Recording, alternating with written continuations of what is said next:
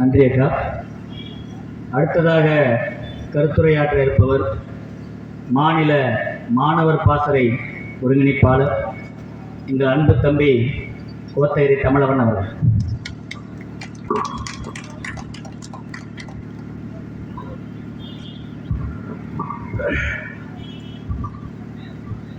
தகர்ந்து போகாத தத்துவங்களே இந்த மண்ணை செழுமைப்படுத்துகின்றன.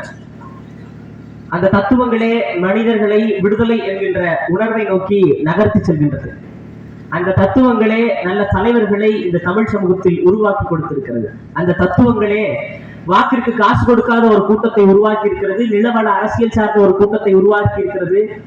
தமிழர் மண் எழுச்சியுற வேண்டும், தமிழ் மொழி மீட்சிக்காக நாங்கள் போராடுவோம் என்று ஒரு கூட்டத்தை கட்டி அமைத்து இருக்கிறது என்றால் அந்த கூட்டம் தான் நாம் தமிழர் கட்சி கூட்டம். அந்த தத்துவம் தான் தமிழ் தேசியம். அந்த தத்துவம் உருவாக்கிய தலைவன் தான் என் பெரியப்பா செந்தமிழன் சீமானவர்கள். உறவுகள் அனைவருக்கும் வணக்கம். ஒரு அரசியல் கட்சி இருந்தது. 20 ஆண்டுகள் அவர்கள் தேர்தலில் வெற்றியை பெறுவதற்கு எடுத்துக்கொண்டார்கள். அந்த கட்சி தான் திராவிட முன்னேற்ற கழகம், தற்போது ஆட்சி கட்டில் அமர்ந்திருக்கக்கூடிய ஒரு கட்சி. அடுத்ததாக அண்ணா திராவிட முன்னேற்ற கழகத்தை எடுத்துக்கொண்டோமையானால் அது திமுகவிடம் மாறுபட்டு எம்ஜிஆர் அவர்களால் உருவாக்கப்பட்டு இந்த களத்திற்கு வந்த ஒரு கட்சி. அடுத்து காங்கிரஸை பற்றி ஒரே வரியில் சொல்ல வேண்டும் என்றால் அது நம் இனத்தை கொன்ற துரோகி, அவ்வளவுதான். அடுத்து பாஜக, அது மனித குலத்திற்கே. இப்படி இருக்கக்கூடிய இந்த அரசியல் கட்சிகளுக்கு நடுவே ஒரு கட்சியை நான் சொல்லல அப்படின்னா அந்த கட்சியாவே மதிக்கல அப்படின்னு அர்த்தம்.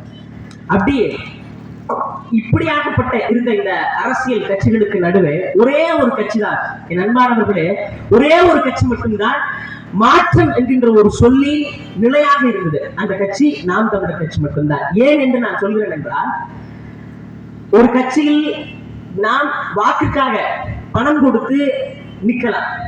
ஒரு கட்சியில் நாம் நம்முடைய பதவி ஆசைக்காக நிற்கலாம். ஆனால் ஒரே ஒரு கட்சி மட்டும்தான் பதவிக்காக அல்ல, இன நலனுக்காக நில்லுங்கள் என்று ஒரு கூட்டத்தை உருவாக்கியது என்றால் அது நாம் தமிழர் கட்சி மட்டும்தான். அப்படி இன நலனுக்காக, இன ஓர்மைக்காக இருக்கக்கூடிய கட்சி தான் நாம் தமிழர் கட்சி.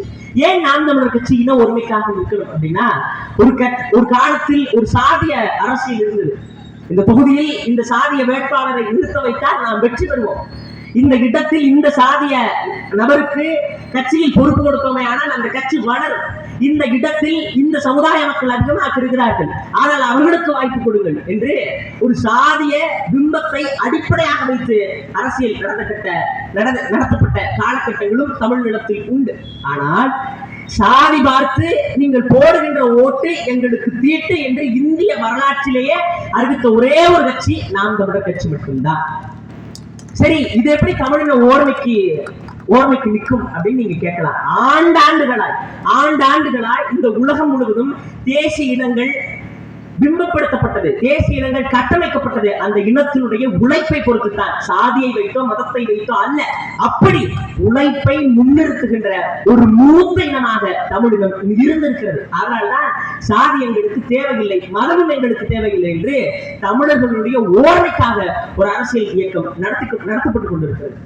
ரொம்பலாம் வேண்டாம், இப்ப சமீபத்தில் கல் இருக்கிற ஒரு போராட்டம் பெரியப்பா அவர்கள் நடத்தி முடிஞ்ச உடனேயே அறிவிக்கிறான். என்ன சொல்றான் அப்படின்னா, இது பிற்போக்குத்தனமானது, இந்த பிற்போக்குத்தனத்திற்கு மக்கள் ஆதரவு கொடுக்க கூடாது.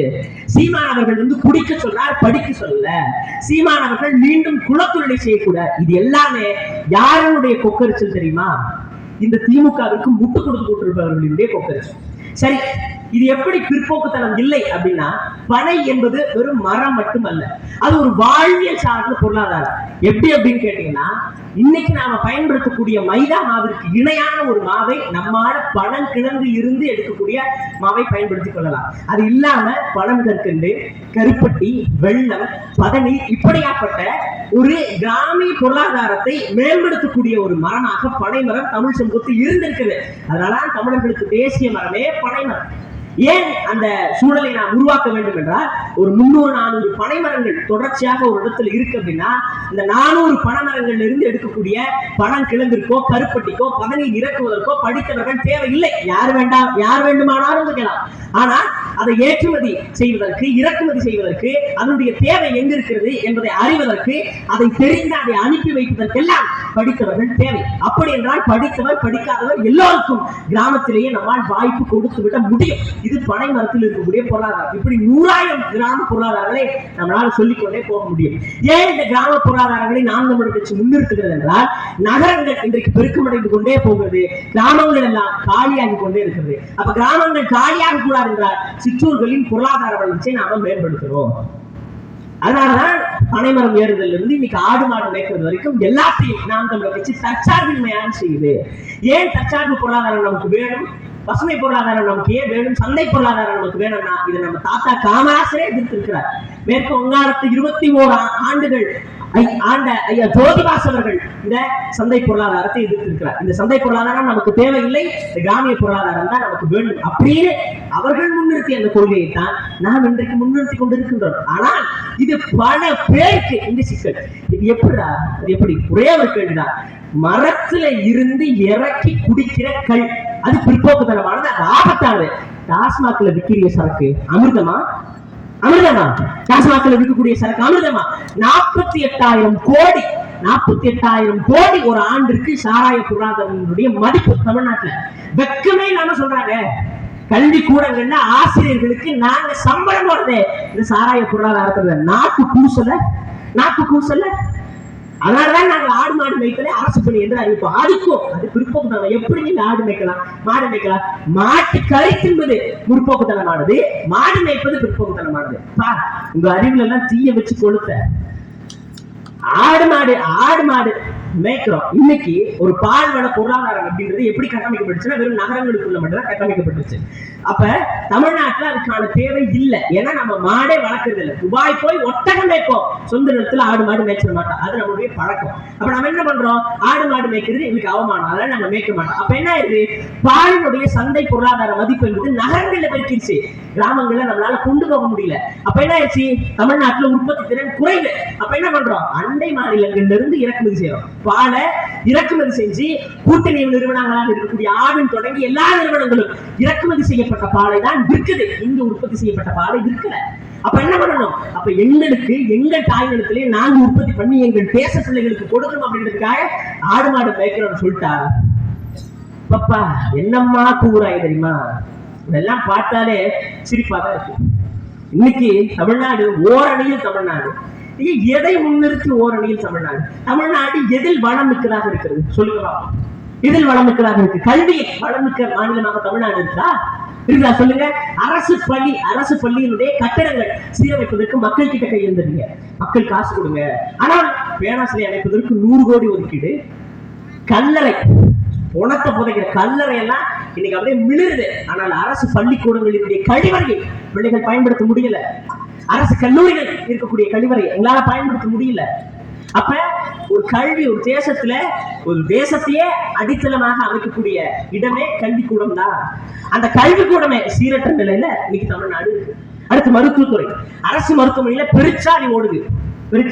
எப்ப கடிச்சு வைக்கவே தெரியாது. அப்படியாப்பட்ட அரசு மருத்துவமனைகள் இருக்கக்கூடிய நிலம் அந்த தமிழ்நாடு. அப்ப இதெல்லாத்தையும் வைத்துக் கொண்டு எப்படி நாங்கள் ஓரணியில் திறன வேணும்? சாதி இல்லாம திரளணுமா? மதம் இல்லாம திரளணுமா? இல்ல நாங்கள் தமிழர்களா திரளணுமா? திராவிடர்களா திரளணுமா? பதில் சொல்லுங்க. திராவிடர்களா நாங்கள் திரளணுமா? தமிழர்களாக நாங்கள் திரளணுமா? எதற்காக முதல்ல இந்த மண்ணுல திராவிடம் என்கின்ற ஒரு கோட்பாடு உருவாக்கப்படுது என்றால் தமிழர்களை சீரழிச்சிடணும், அவ்வளவுதான். எப்படியேனும் தமிழர்கள் ஓர்மைப்பட்டு விடவே கூடாது என்பதில் மிக தெளிவாக இருந்தவர்கள் இந்த திராவிட கூட்டம் தான். சாதியாக மதமாக தமிழர்கள் எப்போதுமே பிளவுபட்டு இருக்க வேண்டும் என்பதுதான் அவர்களுடைய கூட்டம். ஒருத்தர் சொல்றாங்க, வேற கூட சொல்றேன், விடுதலை சிறுத்தைகள் கட்சியினுடைய பொதுச் செயலாளர் மதிப்பிற்குரிய ஐயா வன்னியர் என்ன தெரியுமா சொல்றார்? சீமான் அவர்கள் பேசுவது சாதிய தேசியம் அப்படின்னு சொல்றாரு. சாதி தேசம் பேசுறாரு, குடிபெருமை பேசுறாரு, இப்பெல்லாம் சொல்றாரு. அப்போ ஒரு அமைச்சர் நாங்கெல்லாம் ஆண்ட சாதின்னு சொல்றாரு. அது சாதி வெறி இல்லையா?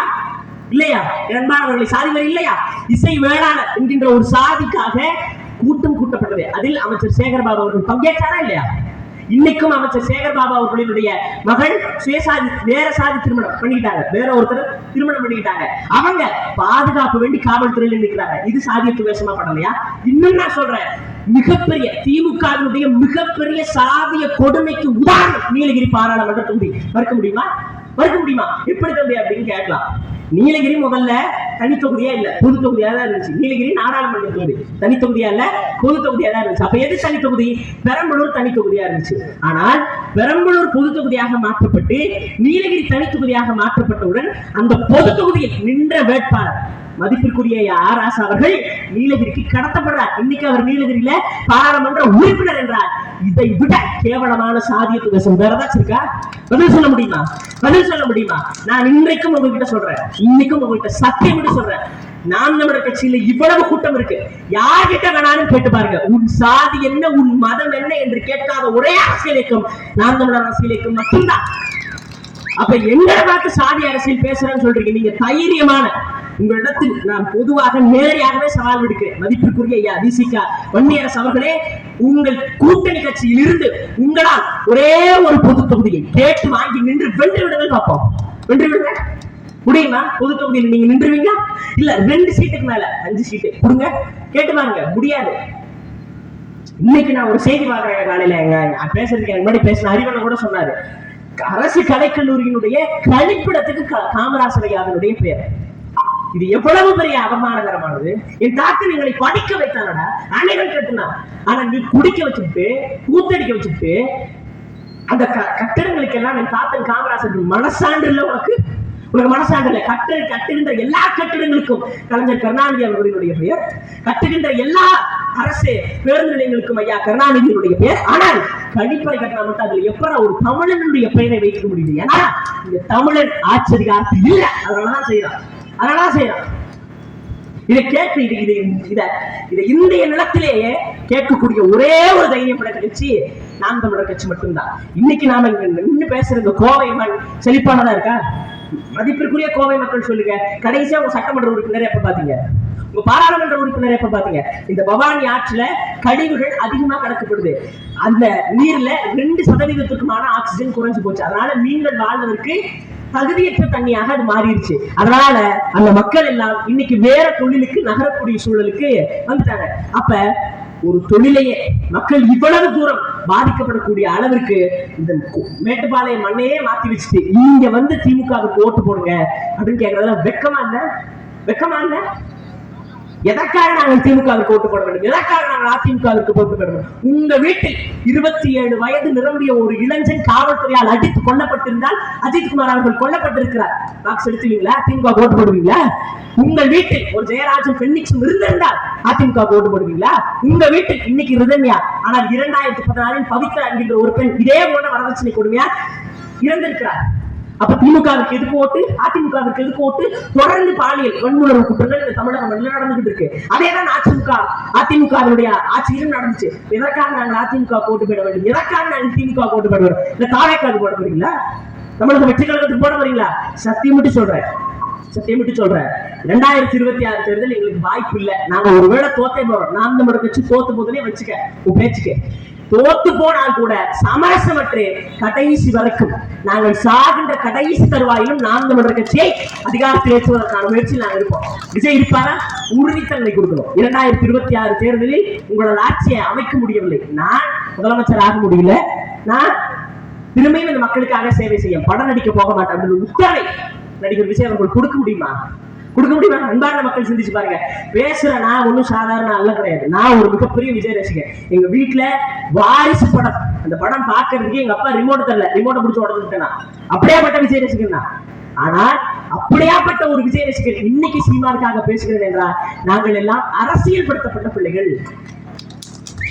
பாலாபிஷேகம் பண்றது எங்களுக்கு தெரியாது, வாழ்க ஒளி முழக்கம் எங்களுக்கு தெரியாது, கரை வெட்டி கட்டுறதுக்கு எங்களுக்கு தெரியாது. ஆனால் என்ன தெரியும்? மக்களுக்காக போராட தெரியும். அப்படி போராட்ட வடிவில் இன்றைக்கு 150க்கும் மேற்பட்ட இளம் வேட்பாளர்கள் தமிழகத்தில் நிற்கிறார்கள். எங்க அண்ணன் சாட்சி, அறிவண்ணன் சாட்சி. நான் இன்னைக்கும் சொல்றேன், விஜயனுடைய கடைசி படம் அப்படின்னு சொல்றாங்க, நான் அதை நம்பல. ஜனநாயகன் படம், அந்த ஜனநாயகன் படத்திற்கும் விசிலடித்து கை தட்ட போகின்ற விஜய் ரசிகர்கள் தான் நாங்கள். ஆனால் இந்த மண்ணினுடைய ஜனநாயகத்தை காப்பாற்றப் போகிறவர் சீமான் தான் என்கின்ற உறுதியான கோட்பாட்டு முழக்கமிட்டு நிற்கின்ற போக பிள்ளைகளும் நாங்கள் தான். இது மறந்தாங்க தமிழ் அழிப்பு, திட்டமிட்டு தமிழ் அழிப்பு இந்த நிலத்தில் நடத்தப்படுது. எத்தனையோ மக்கள் இன்னைக்கும் எங்களுக்கு பட்டா கொடுங்க அப்படின்னு கேட்கிறாங்க. எத்தனையோ மக்கள் எங்கள் ஊருக்கு சாலை வசதி இல்ல, மருத்துவ வசதி இல்ல, இப்படி பல ஆயிரம் கோரிக்கைகள் எல்லாம் வச்ச பிறகு எப்படி எங்கள் மீண்டும் மீண்டும் போய் வெட்கமே இல்லாம எங்களுக்கு ஓட்டு போடணும் எப்படி கேட்க முடியுது? அப்ப இந்த அரசு மக்களை என்னவா பாதிக்குதுன்னா வெறும் வாக்காளர்களா மட்டும்தான் பாதிக்குது. மக்களை மக்களாகவே மதிக்கல. முதல்ல மக்களாட்சினா என்னடா? மக்களுக்காக மக்களே நடத்தக்கூடிய ஆட்சி தான் மக்களாட்சி. மக்களாட்சி நடக்குதா? மக்களுக்கான ஆட்சி நடக்குதா? இல்லை, ஆட்சி அதிகாரத்தில் இருப்பவர்களுக்கான ஆட்சி நடக்குதா? ஆட்சி அதிகாரத்தில் இருப்பவர்களுக்கான ஆட்சி தான். ஒருத்தரும் திராவிட கோட்பாட்டை திமுகவை விமர்சித்து விடக் கூடாது. அவ்வளவு தனிமனித தாக்குதல்கள், அவ்வளவு விமர்சனங்கள் எல்லாத்தையும் எதிர்கொண்டுதான் இந்த களத்துல நாம் தமிழர் பிள்ளைகள் நாங்கள் உறுதியோடு நிற்கிறோம். காரணம் என்ன? எங்களுக்கு இலக்கு என்பதே தேர்தல்ல வெல்வது அப்படிலாம் இல்ல, இறுதி மூச்சு. என் உடம்புல இறுதி மூச்சு இருக்கிற வரைக்கும் நாம் தமிழர் பிள்ளைகள் தமிழ் தேசியத்தை உறுதியாக பேசினார்கள். வாக்குக்கு காசு கொடுங்க, இன்னும் கத்து, இன்னும் வேகமா போய் கத்து, மண்டையை பிச்சுட்டு கத்து, என்ன வேணாலும் கத்து. ஆனால் உறுதியாக இந்த நிலத்தில் நாங்கள் வெல்லுவோம். என் பெரியப்பா மேல நான் இன்னைக்குமே இந்த மக்கள் முன்னாடி நான் உடனே சொல்றேன், என் பெரியப்பா மேல நான் பயங்கர கோபமா இருக்கேன். ஏன்னு கேட்கலாம், பயங்கர கோபமா இருக்கேன். ஏன்பா இப்படி பண்றீங்க?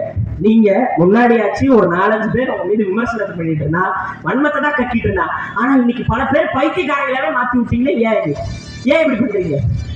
எல்லாருக்குமே அதான் பிரச்சனை, பைத்தியக்காரனா மாறிட்டான். நாம் தமிழ் எழுந்திருச்சா நாம் தமிழர் கட்சி, மூணுனா நாம் தமிழர் கட்சி விமர்சிச்சிடணும், அப்பதான் சோறு. இல்லையா? ஒண்ணுமே இல்லை. அப்ப இப்படியாப்பட்ட மனிதர்களுக்கு நடுவேதான் நாங்கள் நின்று கொண்டிருக்கிறோம். உங்களுக்கு கடைசி வாய்ப்பு.